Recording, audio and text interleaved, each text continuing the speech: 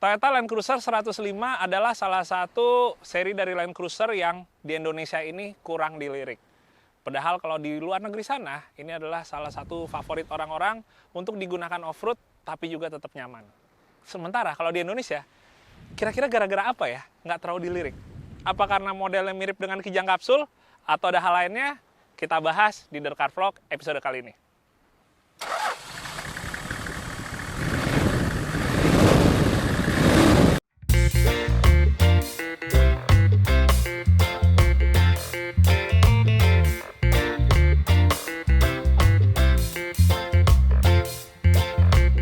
Nah teman-teman, hari ini gue sedang berada di Pantai Karnaval Ancol.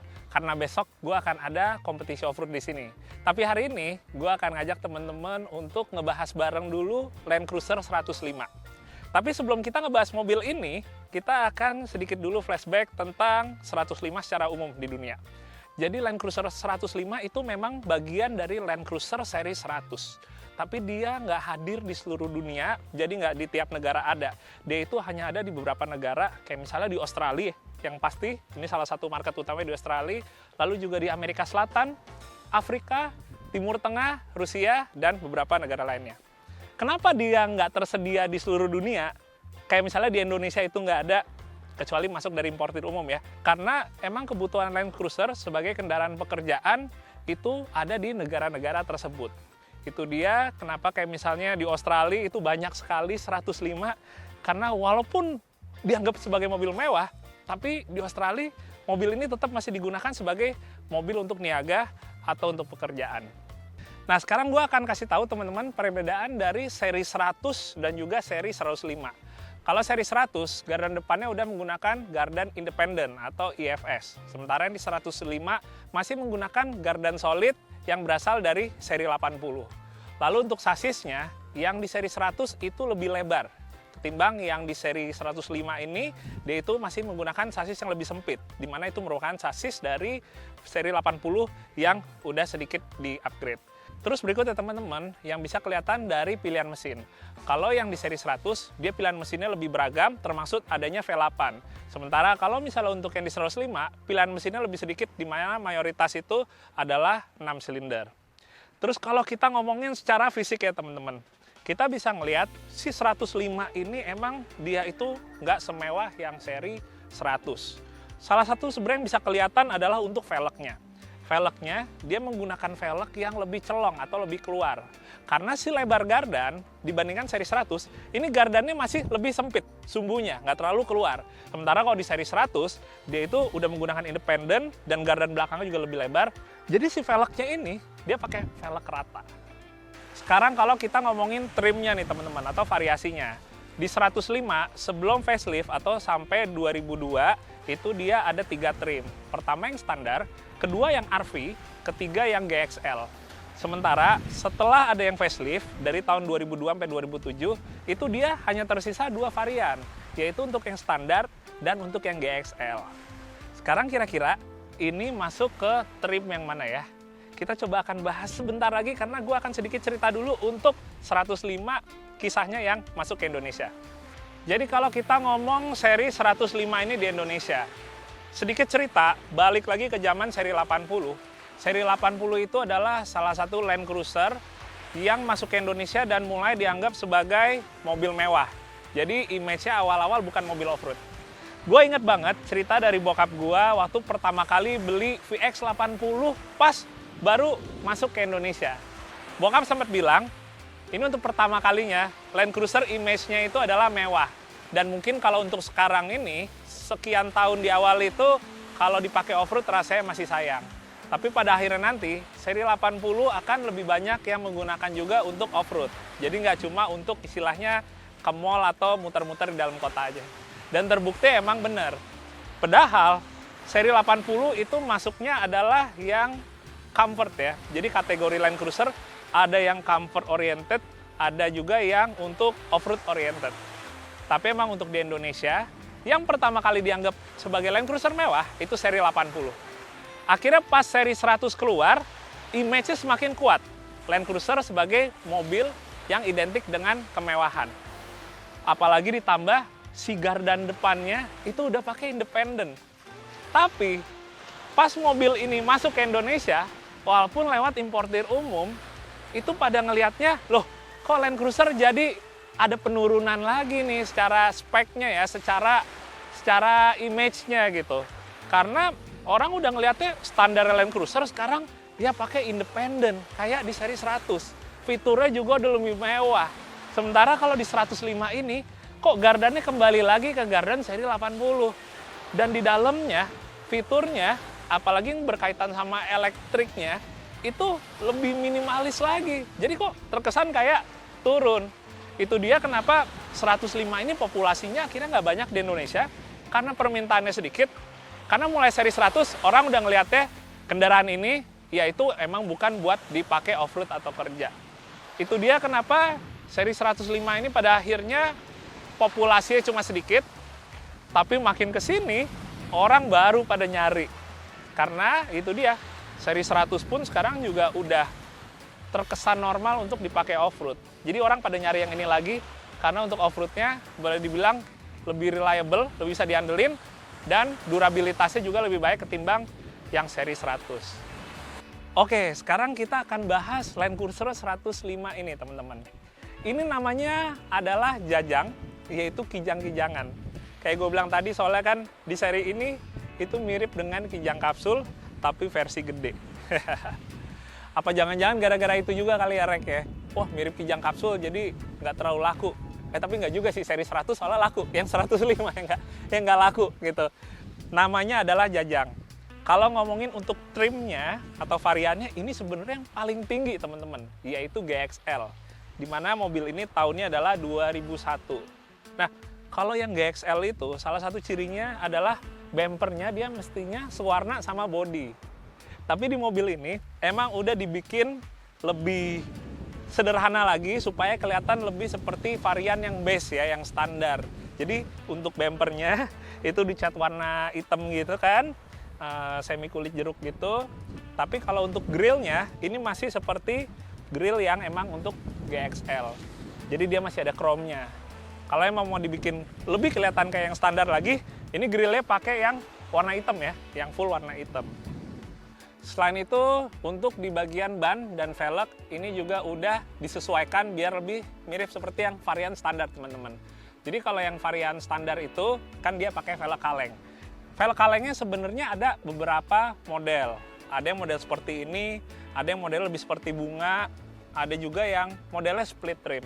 Tapi gua pribadi sebenarnya paling suka model kalengnya yang ini. Dan ini nggak gampang juga buat nyarinya, karena untuk ukuran spek velg yang di 105 ini emang nggak bisa disamain kayak misalnya yang seri 100. Kayak gue sempat bilang tadi, karena dia masih pakai gardan VX80 ya, gardan seri 80, dia itu nggak selebar yang seri 100. Jadi kalau kita nyari si velg kalengnya ini mesti yang ukurannya emang lebih agak celong keluar, supaya dia bisa lebih rata. Nah, kalau ngomongin untuk bannya, ini bannya sekarang emang bukan ukuran standar dan emang udah diganti ke yang MT, yaitu pakai Maxxis Big Horn. Ukurannya 255/85, sementara untuk velgnya tadi ring 16. Ini sebenarnya adalah ukuran yang menurut gua cukup represent, cukup mewakili ukuran ban standar dari 105 ini. Jadi secara ban dan velgnya ini salah satu yang gue suka karena terlihat OEM, terlihat stok, tapi tetap ada gaharnya karena menggunakan yang jenis MT. Lanjut lagi teman-teman, di bagian tengahnya ini ada hub dari si gardan belakang. Ini yang menjadi salah satu andalan untuk off-road. Jadi karena ini pakai gardan dari Land Cruiser seri 80, dia itu full floating. Seperti teman-teman tahu, kalau full floating gini, si as rodanya itu bekerja lebih ringan. Jadi lebih bandel, lebih nggak mudah patah. Dan ini emang salah satu gardan yang banyak dipakai di kompetisi off-road. Termasuk di gua pun, beberapa mobil menggunakan gardan Land Cruiser seri 80, karena emang udah durabilitasnya nggak diraguin lagi deh. Jadi itu dia, 105 kalau kita pakai off-road jauh lebih tenang daripada kita pakai seri 100 untuk off-road. Lanjut ngomongin bagian belakang, jadi kalau di varian atau di trim yang standar, itu dia menggunakan pintu barn door atau kupu-kupu. Sementara di varian GXL, dia udah modelnya yang hatchback seperti gini ya. Dia lift gate ke atas dan 2 piece. Ini yang ngebedain. Mohon maaf, banyak barang. Ini persiapan buat balap besok, jadi buat racing suit.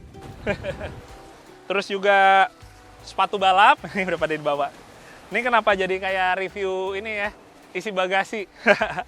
Terus satu hal yang ngebedain teman-teman, kalau di yang varian yang standar, itu dia nggak ada bangku baris ketiganya. Sementara kalau untuk yang di GSL ini, emang dia udah ada. Itu dia ya, karena mungkin ya kalau yang di standar itu kan, bagian ketiga ini lebih banyak untuk bawa barang. Jadi nggak disediakan kursi. Sebenarnya kalau mau dibikin lebih kayak yang varian standar lagi, bagian belakangnya tinggal dicopot aja sih untuk kursinya. Sekarang teman-teman kita akan ngebahas sekali lagi lebih detail lagi ke bagian kolong untuk kaki-kakinya ya. Ini kita lihat dari yang sebelah kiri teman-teman.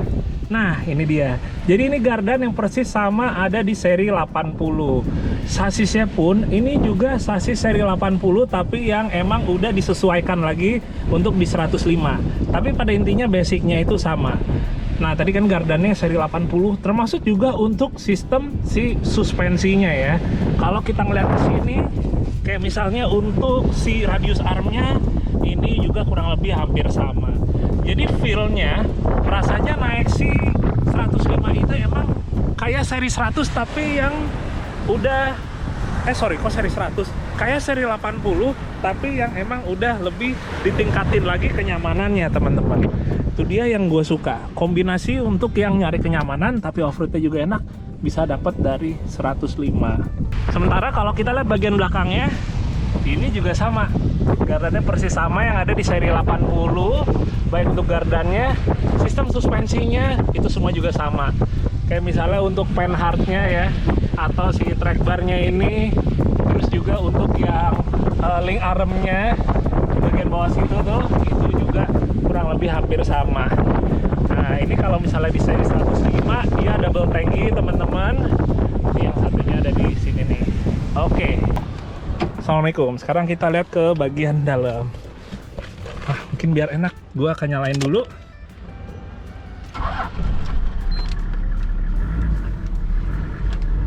Oke, buat ngelurusin setir. Gue matiin dulu ya. Bentar. Ini, ini buat peserta di Road Ancol, gue pengen lepasin dulu. Sekarang kita akan ngebahas untuk itu. Oh iya, ini kenapa ada turbo timernya? Nanti akan gue ceritain begitu kita ngeliat ke mesin. Tapi sekarang gue akan ngajak lu untuk ngeliat bagian interior teman-teman. Jadi untuk interiornya, walaupun ini adalah 105 yang trim tertinggi, tapi tetap aja masih tergolong minim fiturnya. Kayak misalnya untuk AC-nya, dia AC-nya itu masih model yang bukan digital ya, yang masih pakai switch knob gini. Terus juga yaudah setirnya standar tanpa ada tombol apa-apa di bagian setir. Sekali lagi ini padahal adalah trim yang tertinggi gitu. Nah terus habis gitu teman-teman, kalau ngomongin perbedaan yang si GXL sama seri yang base itu ada beberapa. Kayak misalnya dia menggunakan wood panel. Kalau yang seri base kan dia hitam aja gitu. Dan bahkan dia modelnya masih engkol ya, kalau yang si base itu. Tapi kalau GXL udah electric power window. Nah ini dia nih wood panelnya. Gue lebih seneng sih yang base-nya yang standarnya karena dia itu ya udah nggak ada aksen mewahnya. Gue lebih seneng kalau simple. Terus dia pakai matic. Kalau yang standar kan dia pakai manual. Ini bukan bagian dari mobil, ini tol gua. Terus ngomongin untuk si transfer case, kalau di yang seri ini GXL dia itu full time. Jadi dia cuma H, neutral, low. Karena dia full time, dia di sini ada untuk center differential lock. Jadi begitu kita pencet ini, cara kerjanya persis kayak mobil yang four wheelnya part time. Nah selain itu, mobil ini gardan belakangnya juga ada LS ya, bukan pakai locker, pakai LS. Itu dia yang bikin mobil ini juga lebih capability-nya bagus buat off-road. Itu yang gue suka. Nah di mobil ini ada beberapa modifikasi yang emang dilakukan dengan sendirinya, yaitu pertama, sebentar, dilakukan dengan sendirinya gimana ya maksudnya, gue juga bingung. Ini untuk joknya, ini emang udah dibungkus kulit semua. Aslinya dia fabric teman-teman untuk joknya. Selain itu satu hal yang mungkin menurut gue pengen gue kulik lagi adalah untuk bagian sunroof. Jadi dia ada sunroofnya, Tapi sunroofnya ini sangat terlihat kalau ini bukan dibuat di pabrik ya. Jadi bukan emang factory fit dari Toyotanya. Karena lihatnya teman-teman, untuk kualitasnya nih kayak pegangan ininya tuh udah pada pecah-pecah gini. Terus seret kayak jalurnya itu kayak emang bukan bawaan pabrik. Dan satu lagi yang paling kelihatan yaitu untuk tombolnya. Biasanya kan dia ke-integrate gitu sama lampu apa, dia posisi sendiri nih tombolnya sini. Dan ini tombolnya tuh kayak miring gitu nih pasangnya nih. Tuh. Tapi kayaknya ya teman-teman ya, ini emang untuk ke beberapa market, termasuk misalnya untuk yang diimpor ya, misalnya ke Indonesia. Ini tapi kalau nggak salah ini dipasangnya tapi bukan di Indonesia, dipasangnya itu di Australia karena kebetulan ada stikernya di bagian jendela bagian kiri tempat si pemasang sunroofnya ini, dan itu adanya di Australia. Ya udah nggak apa-apa sih ya, ini apa namanya ya, istilahnya kita terima aja gitu. Walaupun kalau mau lebih bisa pure lagi gitu, lebih idealisnya dibalikin standarnya lagi ya, jadi tanpa sunroof. Kalau kita ngomongin untuk mesin ya teman-teman, di 105 itu umumnya ada dua mesin. Pertama satu FZ, dia bensin 4500 cc. Satu lagi satu HZ, seperti yang ada di mobil ini, 4200 cc diesel. Kalau kita ngomongin tenaganya, stoknya itu sebenarnya nggak terlalu besar karena mesin diesel ini NA, bukan turbo. Tapi walaupun nggak turbo, tenaganya nggak terlalu besar, tapi mesin ini sangat reliable. Bisa dianggap juga sebagai salah satu mesin di Land Cruiser yang paling bandel, yang paling banyak, yang paling nggak rewel. Jadi kalau misalnya kita pakai buat kerja, itu sangat bisa diandelin. Kalau ngomongin untuk tenaganya, dia ada di sekitar 129 HP dan 270 Nm. Tapi yang ada di mobil Jajang ini udah di-upgrade akhirnya menjadi turbo, menggunakan Sarvari Turbocharged Kit. Kalau misalnya sekarang ini emang setelah dipasangin turbo, belum sempat di dyno lagi, tapi kalau menurut perkiraan gua dari data setidaknya bisa dapat di sekitaran 160 HP ke atas, sementara untuk torsinya di sekitaran 340 Nm. Emang sih kalau kita kembali lagi pengen ngobrolin sebuah mobil yang emang bisa pure stock, mungkin anaknya lebih baiknya si turbonya ini diangkat gitu. Karena sang ownernya pun juga sebenarnya pengennya kembali lagi jadi NA, jadi benar-benar mesin 1HZ seperti aslinya. Tapi untuk sekarang ini mau dinikmatin dulu untuk turbonya, walaupun pas gue emang cobain tenaganya juga nggak benar-benar bisa signifikan ya. Nggak kayak kita pakai yang 1 HDT, tapi ya oke lah.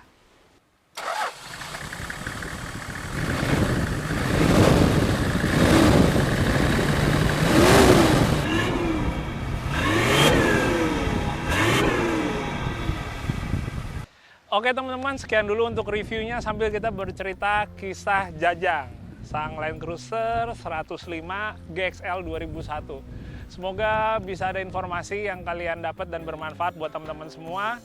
Dan pastinya terima kasih yang sudah sejauh ini mendukung channel JJ Logi. Buat kalian yang belum subscribe, kalian boleh tekan tombol subscribe. Share jika mungkin bisa bermanfaat video ini, dan juga like jika kalian suka dengan video ini. Yang pasti sehat-sehat buat kalian semua keluarga, dan kita akan ketemu lagi di video The Car Vlog yang berikutnya. Oke, dadah.